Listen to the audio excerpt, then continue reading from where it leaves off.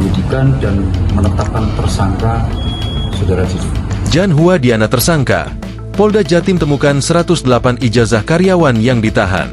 Direktorat Reserse Kriminal Umum, Dirreskrimum, Polda Jatim mengamankan 108 ijazah milik mantan karyawan CV Sentoso Steel. Wadir Krimum Polda Jatim AKBP Suryono mengatakan, ratusan ijazah tersebut ditemukan oleh tim penyidik di rumah pemilik Sentoso Steel, Jan Hua Diana. Beberapa ijazah yang kita temukan ini diserahkan oleh yang bersangkutan, Diana, dan kita menyerahkan langsung kepada tim penyidik, kata Suryono di Mapolda Jatim, Kamis, 22 Mei 2025. Suryono menegaskan, 108 ijazah tersebut merupakan milik mantan karyawan UD Sentoso Steel yang disembunyikan oleh Diana di rumahnya. Pada saat itu kita lakukan penggeledahan, ada beberapa ijazah yang kita temukan, kemudian ini diserahkan oleh yang bersangkutan.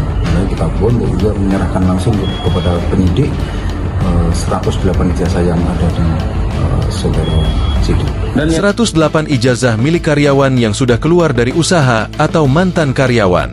Rata-rata ijazah SMA dan SMK, tegas Suryono.